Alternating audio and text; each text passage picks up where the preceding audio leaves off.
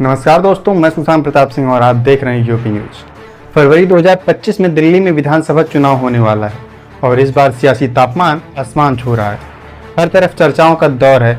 एक तरफ अरविंद केजरीवाल की आम आदमी पार्टी बड़े बड़े वादों और योजनाओं के सहारे जनता को लुभाने में जुटी है, तो दूसरी तरफ उनकी ही सरकार के 2 विभागों के अधिकारियों ने उनकी योजनाओं को फर्जी करार देकर सियासत में भूचाल ला दिया है। अरविंद केजरीवाल, जो खुद को जनता का मसीहा बताते हैं, उनकी छवि पर अब सवाल खड़े हो रहे हैं। हाल ही में दिल्ली सरकार ने महिलाओं, बुजुर्गों और ऑटो चालकों के लिए योजनाओं का ऐलान किया। महिलाओं को 2100 रुपये पर मंथ देने का वादा भी किया। बुजुर्गों के लिए संजीवनी योजना और पेंशन स्कीम की बात हुई। ऑटो चालकों के लिए 4 योजनाओं का भी ऐलान हुआ। 23 दिसंबर से इन योजनाओं के लिए रजिस्ट्रेशन शुरू हुआ, लेकिन चौंकाने वाली बात यह है कि सिर्फ 2 दिन बाद 25 दिसंबर को दिल्ली सरकार के महिला एवं बाल विकास विभाग ने महिला सम्मान योजना को फर्जी बताया। इसके बाद स्वास्थ्य विभाग ने संजीवनी योजना को भी फ्रॉड करार दे दिया। तो दोस्तों, सवाल उठता है कि जब इन योजनाओं की कोई ठोस तैयारी ही नहीं थी, तो आखिर इनका ऐलान क्यों किया गया?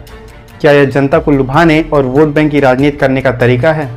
और अगर यह योजनाएं असल में फर्जी हैं, तो दिल्ली सरकार जनता को भ्रमित क्यों कर रही है? लेकिन कहानी यहीं खत्म नहीं होती।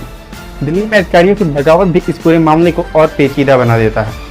दिल्ली के अधिकारी मुख्यमंत्री के आदेशों को मानने से इनकार क्यों कर रहे हैं? इसका जवाब 2023 में लाए गए राष्ट्रीय राजधानी क्षेत्र दिल्ली संशोधन अध्यादेश में छिपा है। इस अध्यादेश के तहत दिल्ली सरकार के अधिकारियों के ट्रांसफर और पोस्टिंग का अंतिम फैसला अब उपराज्यपाल यानी LG के पास है। मुख्यमंत्री की भूमिका सिर्फ सलाह देने तक सीमित हो गई है। इससे यह साफ हो जाता है कि दिल्ली के अधिकारियों पर अब केजरीवाल का सीधा नियंत्रण नहीं है। लेकिन क्या इसका मतलब यह है कि योजनाओं की विफलता के लिए केवल केंद्र सरकार को जिम्मेदार ठहराया जाए, या फिर यह केजरीवाल सरकार की योजना बनाने की नाकामी है? यह पहली बार नहीं है जब चुनाव से पहले जनता को बड़े बड़े सपने दिखाए गए।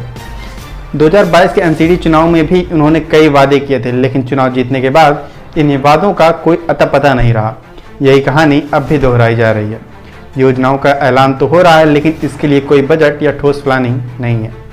अरविंद केजरीवाल ने एक समय कहा था कि वह राजनीति में बदलाव लाने आए हैं, लेकिन अब ऐसा लगता है कि वह भी उसी पुरानी राजनीति का हिस्सा बन गए हैं। तो दोस्तों, सवाल यह है कि क्या केजरीवाल सरकार वाकई जनता के हित में काम कर रही है, या फिर यह सब सिर्फ चुनावी दांवपेच है? क्या केंद्र सरकार का हस्तक्षेप दिल्ली सरकार की विफलता का कारण है, या फिर यह उनकी अपनी कमजोरियों का नतीजा है? आपकी राय क्या है? नीचे कमेंट करके जरूर बताएं, और अगर आपको यह वीडियो पसंद आए तो इसे लाइक और शेयर करें।